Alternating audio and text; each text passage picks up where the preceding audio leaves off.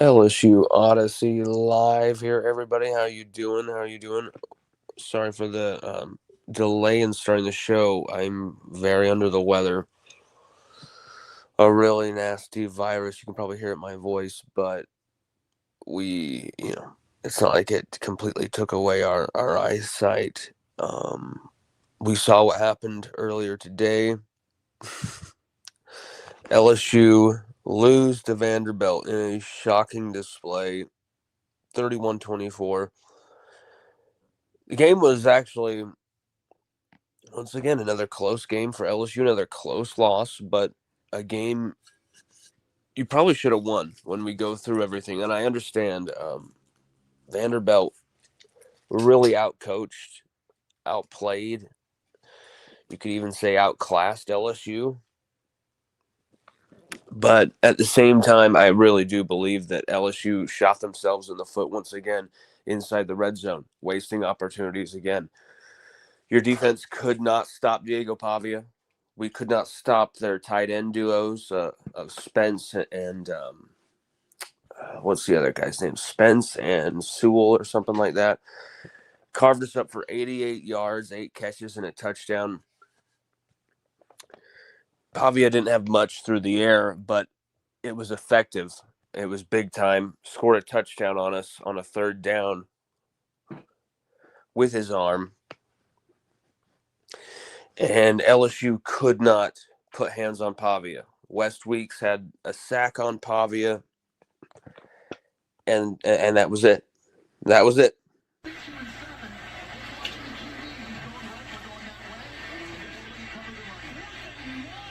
Get him. Get him. Yeah. Yeah. West Weeks. What a huge play. What a monster. And that was it. Mostly the game looked like this. You know why Pavia is good is he doesn't hesitate. He just goes. Boom. He's gone. And he nearly scored. You cannot get caught in these, third and second and long plays. These are moments where LSU just they get completely caught by these running quarterbacks where deepen, get the linebackers to deepen because of the routes. And then if they can't get home and make a sack instantly on Pavia, well, he's got about 15, 20 yards of space to run into. And that's exactly what he did there. Goes galloping right into that space. And he did this constantly to LSU. 86 rushing yards against LSU. 17 carries, 2 touchdowns, technically 3. This was technically 3 touchdowns because he scored. I mean, he would have scored, but he slid down to the ground so that they could victory formation our asses to end this game. Let's remind ourselves, this is the first time LSU have lost a game to Vanderbilt since 1990. This is the first time. And it was because LSU had a defense that was, for the first time this season, outside of the second half against Ole Miss, they were getting out-coached, out-physicaled, and they were getting beat up. But they had a lot of different guys who are now injured. Gabe Relaford, Whit Weeks, as we know, possibly your best defender. And things weren't looking rough defensively going into the game, though, because you believed in Devon Keys, you believed in these replacements. But also losing Bernard Gooden, I think, was a big deal, too, because Bernard Gooden, man, 5 pressures last week against South Carolina. He was a freight train of hate pain, Bernard Gooden. And you didn't have that type of or push up front, and you didn't have that type of know-how where Gooden wouldn't overrun these plays. Doesn't have a bunch of sacks or anything, but Gooden, for the most part, doesn't overrun these plays and actually makes the play in the backfield. You lost him to a bone bruise. You didn't have Whit Weeks to a bone bruise as well.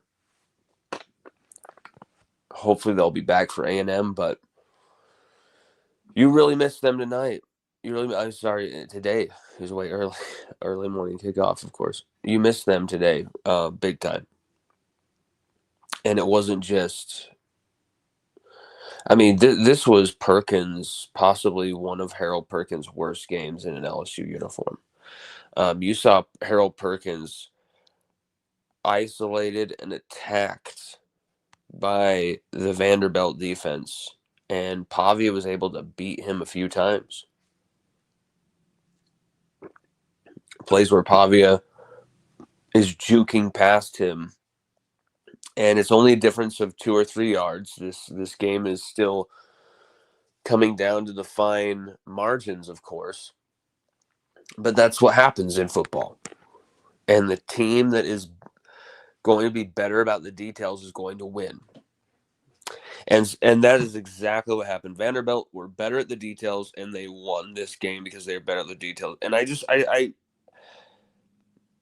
this was supposed to be a year where you had the senior quarterback, the year two, the magic of year two, right? And not only that, but a dude has been playing college football for 5 years. You can't get more experience than Garrett Nussmeier. And you have the head coach who okay, he's been through all these trials and tribulations, got to a title game, hasn't won. But you think if we've got the pieces and the resources, all this stuff around him, he's going to. You've got all these offensive coaches who were very much in demand for even head coaching roles. Guys like Joe Sloan, Cortez Hankton, and then Brad Davis is one of the most sought-after offensive line coaches. You've had them for 4 years now, and we've seen a lot of the same stuff constantly, the same errors constantly. And this was supposed to be a year where you put it all together. How many millions invested? How many millions invested in this team? And this is what you give the fans. An offense that could only get over 30 points against Southeastern. And I'm laughing because how else can you treat it right now? It almost feels like a giant big joke. This was the year where your offense was supposed to be electric. Garrett Nussmeier, these receivers, they didn't just have, proven abilities. They had experience too. And some of these guys had experience with Garrett Nussmeier for a long time. Hilton, Xavier Thomas a few years. Did they just not work hard enough this offseason? We've heard rumors of that.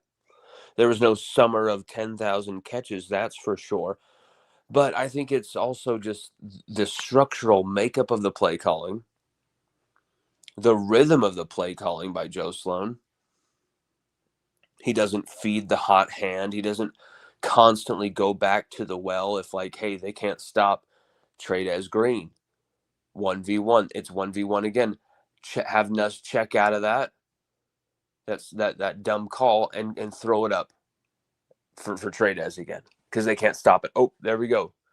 Caught it again. They still can't stop it. We haven't seen that rhythm from Joe Sloan's play calling since he's been a play caller at LSU. And you can even go back to the Denbrock era where, Mike Denbrock had these type of moments too. And let's be real here. Without Jaden Daniels averaging over a first down as a collegiate specimen, this whole thing looks a lot worse. You know it. I know it. And LSU could be destined for 8-4 this season, 7-5. You're flirting with that type of energy right now. Garrett Nussmeier, only 250 yards. But here's the thing. I think Garrett Nussmeier was far from the reason you lost. I think he actually had a tough, hard-nosed performance where he stood in there and took some nasty hits, but made some beautiful throws. And time after time after time, and we wrote this in the article. We're going to share the link to that article because I think it really describes more of sequence to sequence of why LSU failed in this game. You look at it, LSU wasted so many moments inside the red zone as well. Once again, you cannot get out of your own way. You cannot get out of your own way.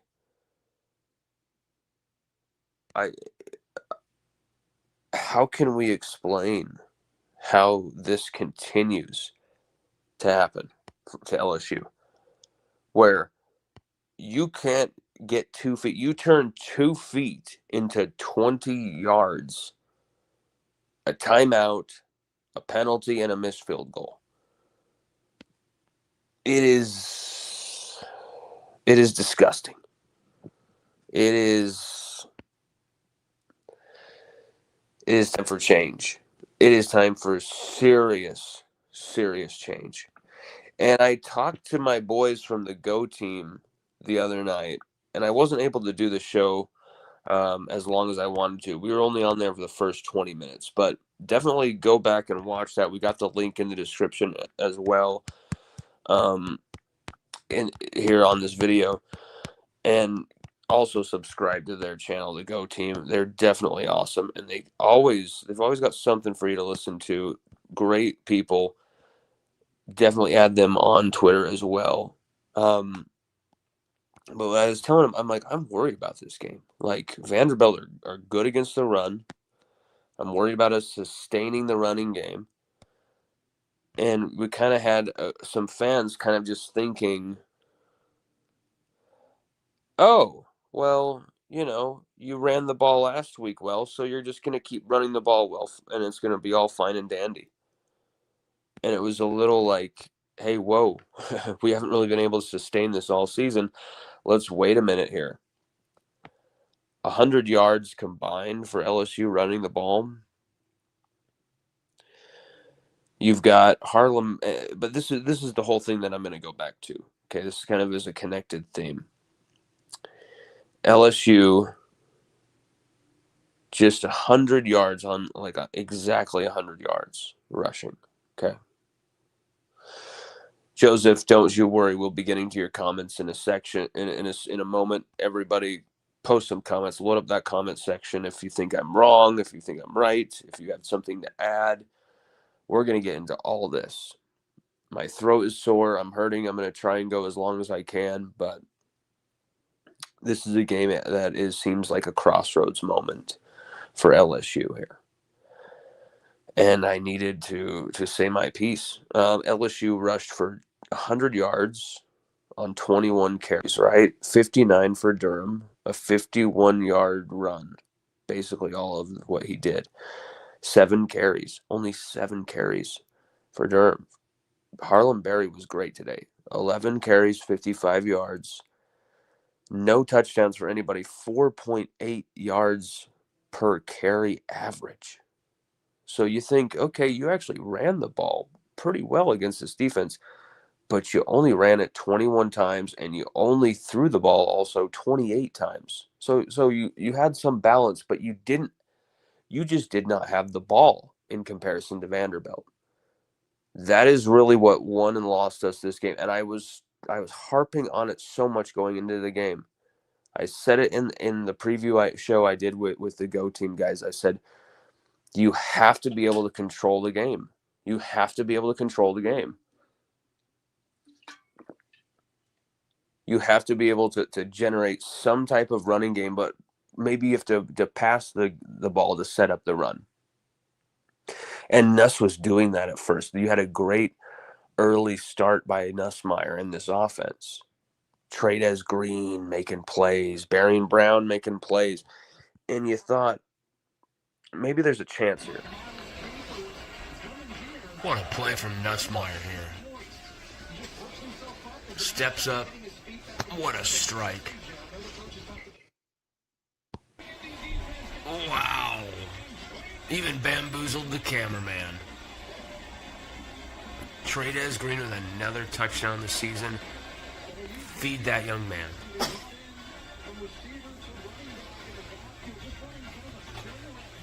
I mean, is he a young man or is he a young Loch Ness monster? Dude, he's insane. Great play from Nussmeier to hang in there and just... Oh, man, that's great play right there. Great play design.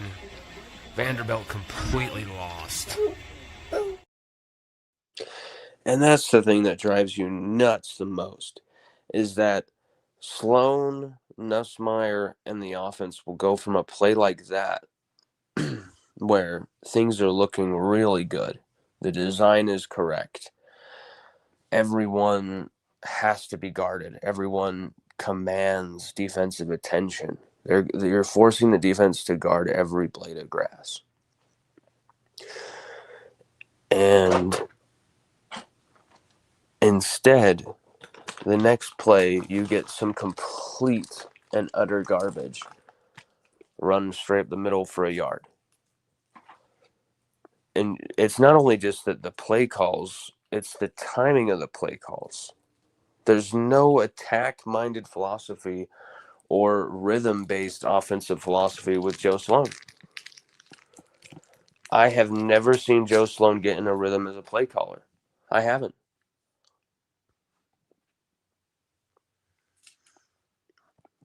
We haven't seen it yet. Because even on these drives where it's like, ooh, like the first drive of the game, what a great start, you still piss it out when it comes down to that red zone.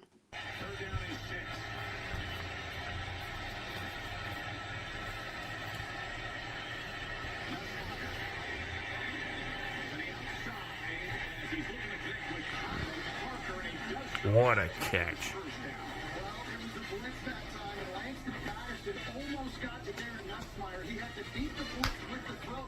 This is a beautiful throw. The entire time I'm filming this. That was a beautiful throw by Nussmeier. But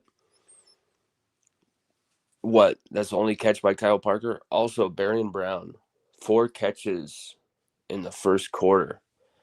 And he's making plays, getting first downs, having a ball out there. He ended the game with just 5 catches. His 5th catch went for like 16 and brilliant play. Then again, there was a play where he caught the football, but it was, on a 3rd and 16, incredible play. But because of a Weston Davis hold, it was called back.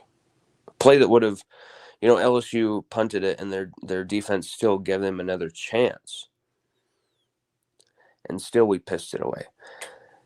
Vanderbilt did not give us very many drives at all. We got 8 drives in this game. Now, you have only 8 drives in this entire game. That means every play counts. Every play matters. Every yard matters, okay? And LSU lost this game by a touchdown. Still a close game. I get that. But you did not fully appreciate how little of the football you were going to get. Just one drive for the entire 3rd quarter for LSU's offense. Just one drive. Just one drive. 3, you had 4 in the entire first half, and then you actually had 3 drives in the 4th quarter because your defense finally was getting you some stops. LSU's defense had their worst performance of the season, bar none. But you cannot tell me that, forcing your defense to win you every single game for the first 6 games wasn't going to lead to injuries, wasn't going to lead to exhaustion All of these things which lead to poor performances on the field. Your best players aren't out there. No Whit Weeks, no Bernard Gooden, no Gabe Relaford. Harold Perkins, why he had the performance he had, why he looked so out of sorts is frankly stunning to me. This made zero sense what we saw from Perkins today. And you saw PJ Woodland and him run into each other, and I feel like it really encapsulates the game for LSU.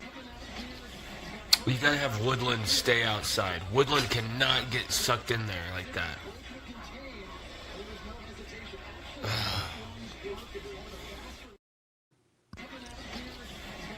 I actually take back this get analysis sucked now. In there like that. Perkins should have been able to move outside there. Woodland Let cuts Woodland off Perkins get that completely, pressure, gets in the and way Perkins, as well. Like, Woodland's got to stay wide there, even if he thinks he's got a shot at Pavia. I disagree with that. I think now, when I watch that again, Woodland is on a blitz, a corner blitz. He's going for the quarterback. Now, Perkins, it's on him to be alive to that and be ready to make a play on Pavia, man. Like, go make a fucking play on Diego Pavia and sack him in the backfield. West Weeks is the only one who's able to do it all game. And I think it was mostly because Vanderbilt utilized their tight ends in a really well schemed facet to their offense. And it made LSU's defensive center, their linebacker area, the star position, even the safeties, it tired them out because this duo tore us up. Look at all this space. Look at all that space over the middle. When do you see our defense give up that type of space? Like, there's so much open underneath for these guys. This is not looking good. We've got to figure something out. Cannot let them just do that to us underneath all game. That's Cole Spence there, and Eli Stowers was the other one. Both of them converted key third downs, and Spence actually caught a touchdown on a third down and one.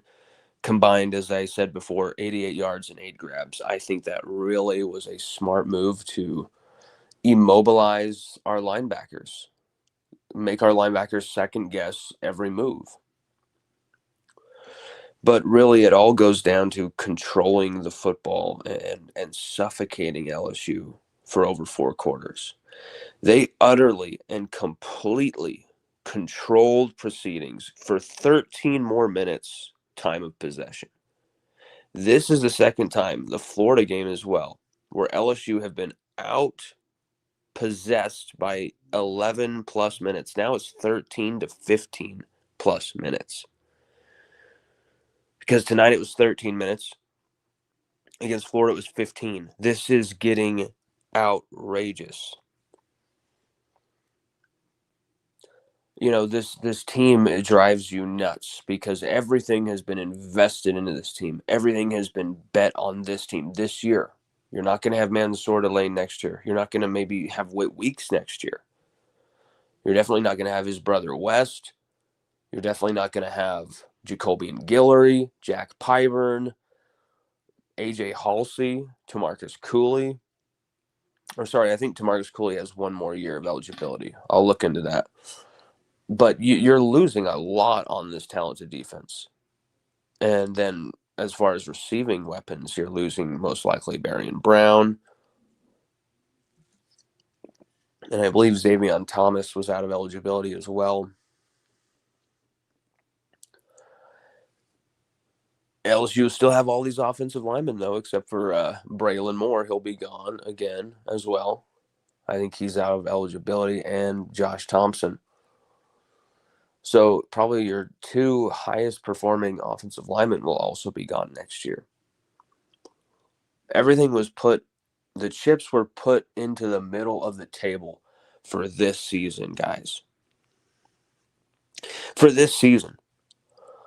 And despite the wins, the 5-1 start, the feeling of after that Clemson game, like we'll be able to beat anybody. We can beat people in a slugfest. We can beat teams in a shootout. Well, with a defense like this, and we were able to generate something offensively in the run game, like, and of course Nuss will get hot. Just we gave Clemson's defense a ton more credit than they deserved. We're gonna be fine. This looks so great because you should have lost this game. It was close, blah, blah, blah, blah. And instead you dominated it and you made Clemson look average. Well, Clemson were average. But LSU were great, talented players that were underperforming, non-executing garbage out there. Offensive linemen tripping over each other. You saw the worst of it with some of the, play by Weston Davis. And for the 6th of 7 games this season, LSU's offense couldn't score more than 2 touchdowns.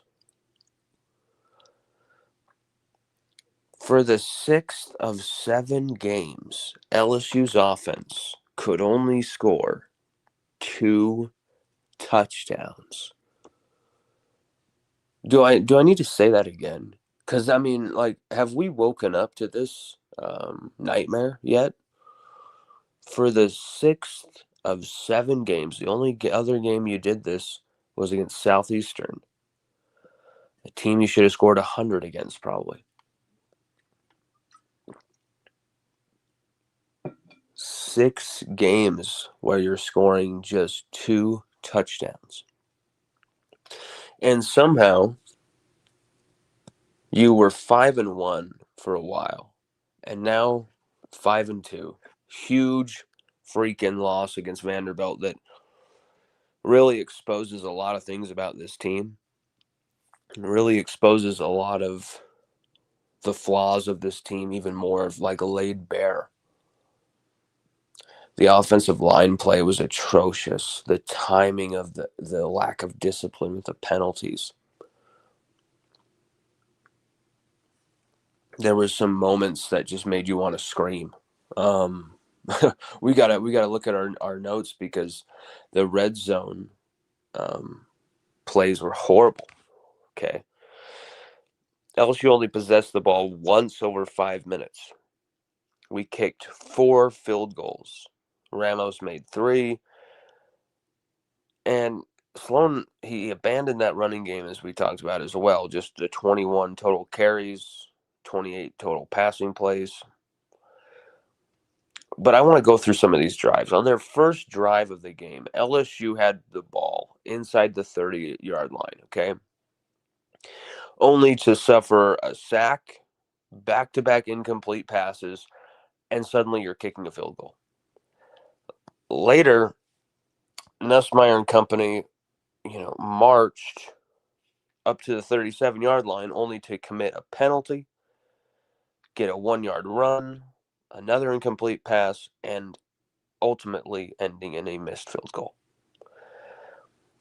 During LSU's crucial fourth quarter drive in a must-score situation, following a long Caden Durham run, where 51 of his 57 yards, LSU started at the 2-yard line and proceeded to piss the game away.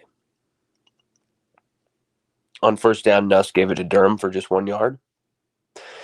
But then on 2nd and goal from the 1, Sloan and the offense looked confused, had no idea what play they were about to run, and called the first of 3 very precious second half timeouts. And there's 11 minutes going into the fourth here. You're chasing the game, and you call one of those timeouts.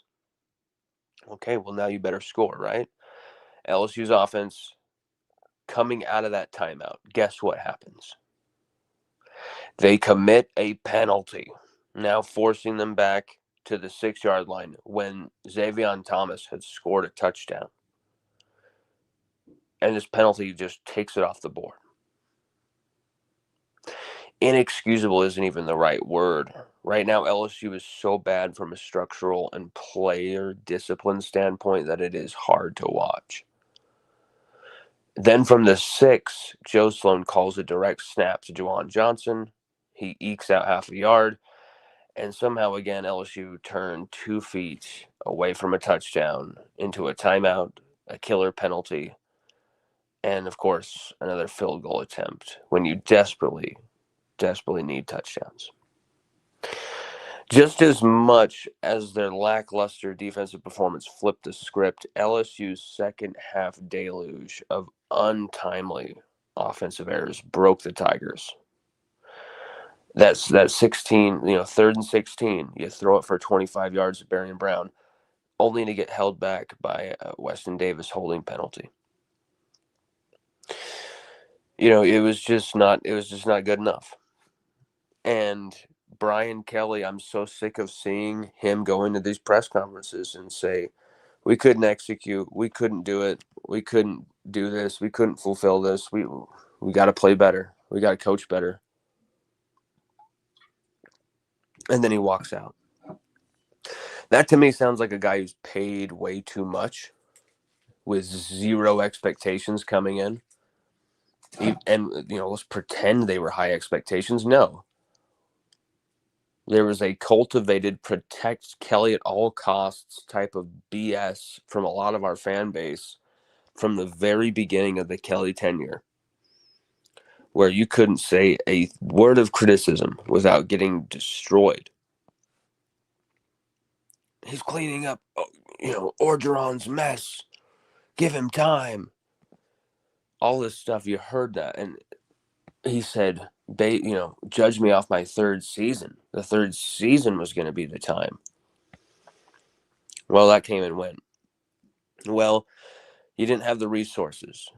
You didn't wake up to the NIL opportunities. You didn't know what you were doing completely. And now you've got better players. And Blake Baker's back. And Nussmeier's second year starting. And, all these things that you're expecting LSU to not put out an absolutely ghastly product. You're invested how many millions into this team and its staff? And instead what you got is a 5-2 record over the first 7 games where you can't score more than 2 touchdowns in 6 of those games. You're losing games because of your offense for 6 of those games. Your defense is dragging that bloody corpse. And then today, the dam finally breaks, and the defense is the reason, mostly, alongside some bogus offensive errors once again, that you lose this game. Your defense couldn't make a stop until deep in the second half. And so the injuries are starting to mount. The bad vibes are starting to collect. The fingers are being pointed. Everyone is under fire. Everyone is under the microscope. And there's nowhere to hide. Brian Kelly had excuses in year 1. He had Jaden Daniels to save his ass in year 2. And save his blushes from maybe an 8 loss season, riding with Matt House as his defensive coordinator. But now, after year 3, you put all the resources together. You've got all of these great players upgraded in every spot from the transfer portal. Defensive depth. You didn't solve the offensive line. You didn't make it a priority. You didn't make running back a priority.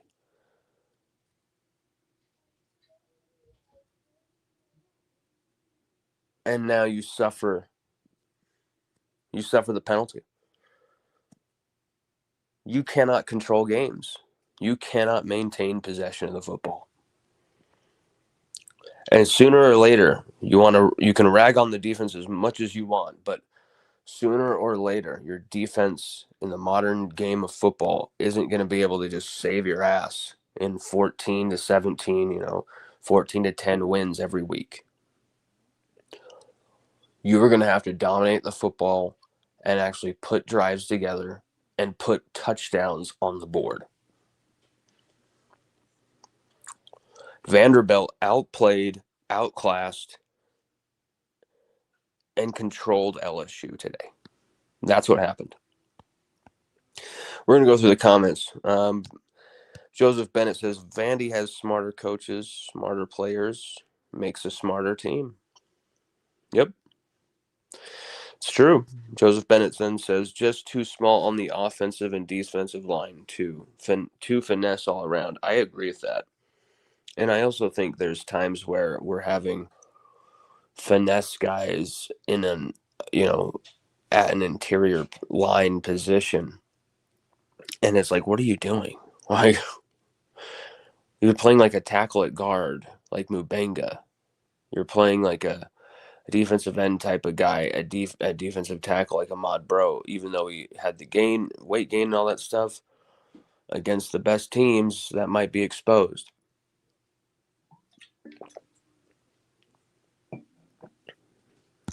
LSU Hyper Ninja 9 says, I'm ready for the coaching staff to go.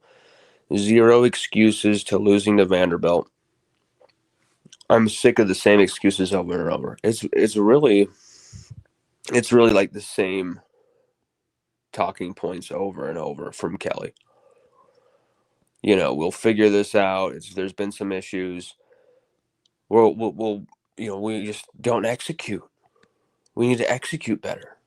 We need to coach better. And lack of execution there. He does, and I almost want to be like, hey, why aren't they executing better? This has been something you've said at like 90% of your press conferences at this point. Brian Kelly is now 11-11 away from LSU's Tiger Stadium. He is now 11-11, a 500 coach on the road as a Tigers head coach. He can talk about the night game record and all that stuff. He is 11-11 in his LSU tenure on the road. That's very, very damning and very, very revealing. He can take all the receipts he wants. The ones that matter, the ones that last, the ones that really mean something are the ones that win or lose games and win or lose championships. Trey, the big bro, says Brian Kelly is a fraud. LSU Hyper Ninja 9 says, I'm ready for Brian Kelly to go. I'm not somebody who likes to fire coaches, but I'm sorry, losing at Vanderbilt loses my trust, especially in year 4. And this is another comment that also, LSU hasn't lost to Vandy since 1990. And so I understand why you guys are saying I'm ready for Brian Kelly to go. I get it. The problem is his buyout is still $53 million. Why we paid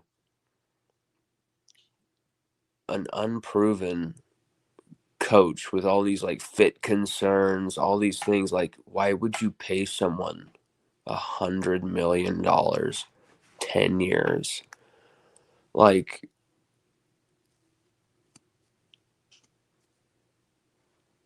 it's unconscionable. I mean, and now Scott Woodward has 2 of the worst contracts in college football history on his resume. Jimbo Fisher's for A&M, and now this one. Joseph Bennett says, I agree with you, Lon. It's time for a change. That offensive scheme is for a dual threat quarterback. Yeah, but Michael Van Buren might not even be better than Garrett Nussmeier. Like it's the wrong scheme, but he might not even be that good. Some of the throws he made in fall camp were absolutely amateur hour. But if he can run the football, it opens a lot of doors. LSU Hyperninja 9 says, why can't we put it all together? This fan base deserves better. We're supposed to compete for national championships, not bowl games. Nobody cares about a Pop-Tart bowl or Cheez-It bowl. I know. Marlon Favorite said LSU is going to the Hello Somebody Bowl. Oh my God. That's brilliant. Paul Tarver says, can't stick a man on their tight end or shadow Pavia. We did a good job on Klubnik and DJ Lagley. What's going on? Well, I think it's easy to say that Blake Baker was outcoached today too, but you lose the speed of a guy like Whit Weeks. He makes your coach look a lot better too. You know, you lose a guy like your best defender on your team now, as you come to find out. I hope Penn State takes BK, LSU Hyper Ninja 9 says.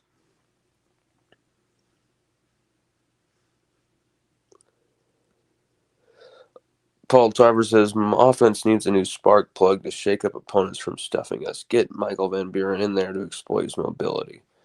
At least a few series.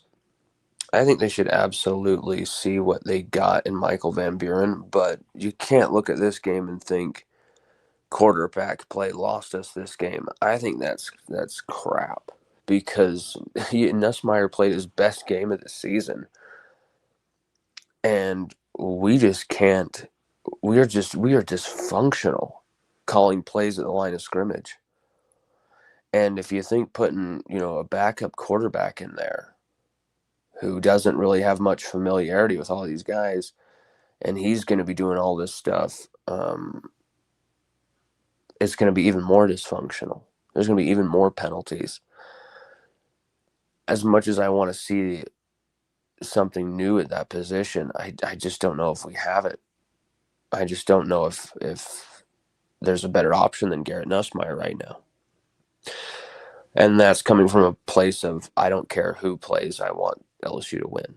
So anyway, guys, thank you so much for watching this show.